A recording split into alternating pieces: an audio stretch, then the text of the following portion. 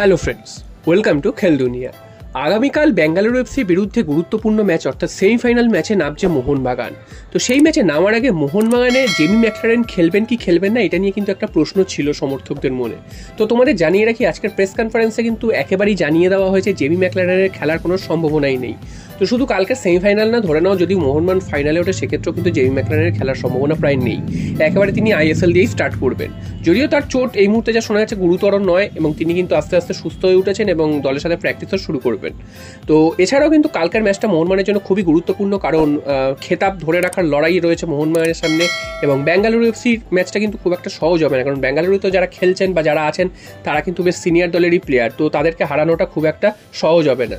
যদি লাস্ট ম্যাচের পারফরমেন্স বা লাস্ট কয়েকটা ম্যাচের পারফরমেন্স ধরা যায় সেক্ষেত্রে মোহনবাগান একটু এগিয়ে রয়েছে বেঙ্গালুরুর থেকে, কারণ মোহনবাগান কিন্তু অনেকটাই বেটার খেলেছে বেঙ্গালুরু থেকে। কেরালা ম্যাচটা বেঙ্গালুরু এফসি কিন্তু একেবারেই ভালো খেলেনি, শুধুমাত্র শেষ মুহূর্তের গোলে কিন্তু জয়টা পেয়ে গেছিল।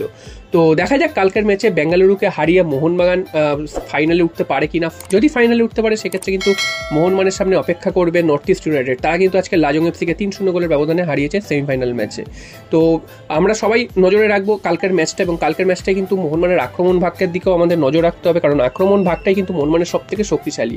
সেই আক্রমণ ভাগে কিন্তু সবাইকে দুমড়িয়ে মুচড়িয়ে দিচ্ছে। তো জেসন কামিংস রয়েছে, দিমিত্রি পেট্রাটস রয়েছে, গ্রেগ স্টুয়ার্ট রয়েছে, এছাড়াও সাহাল আব্দুল সামাদ, এরা প্রত্যেকেই রয়েছে। তো সব মিলিয়ে কিন্তু মোহনবাগানের আক্রমণ ভাগকে কিভাবে সামাল দেয় বেঙ্গালুরু এফসি সেটাই কিন্তু দেখার। এবং মোহনবাগানের ডিফেন্স নিয়েও কিন্তু চিন্তার ভাঁজ রয়েছে, কারণ ডিফেন্স কিন্তু একদমই ভালো খেলছে না। আগের দিন তিনখানা গোল হজম করেছে। যদিও মোহনবাগানের আক্রমণ ভাগ এতটাই ভালো, তার জন্য সেই 3টে গোলের ডেফিসিট কিন্তু মেকআপ দেওয়া গেছে এবং তারা কিন্তু 3 গোল খেয়েও কিন্তু 3টে গোল দিতে পেরেছে। তো মোহনবাগানের ডিফেন্সকেও কিন্তু সজাগ থাকতে হবে, কারণ পাঞ্জাবের থেকেও বেঙ্গালুরু এফসি অনেক শক্তিশালী দল। তো গোল যদি সেভাবে খেতে শুরু করে সেক্ষেত্রে কিন্তু সব ম্যাচে ফিরে আসা মুশকিল হবে।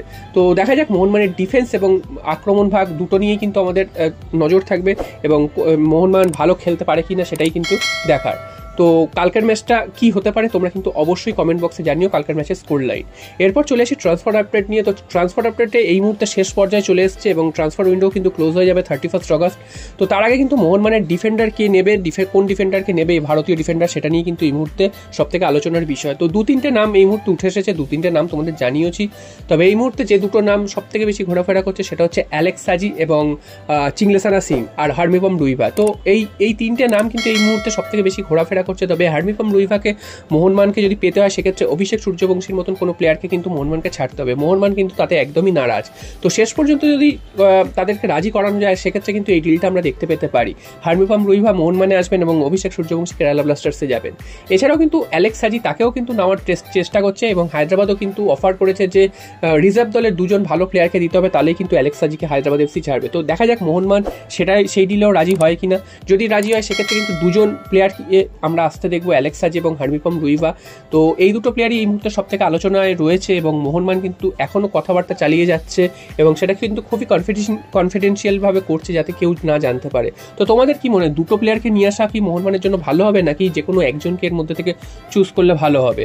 এবং যাকেই চুজ করুক না কেন তার বদলে কিন্তু সোয়াব ডিলে মোহনবাগান থেকে কিছু প্লেয়ারকে ছাড়তে হবে। তো দেখা যাক শেষ পর্যন্ত কি হয়। তবে আশা করা যাচ্ছে যে মোহনবাগান কিন্তু এই যে ডিফেন্সের সমস্যা সেটা কিন্তু কাটিয়ে উঠতে পারবে।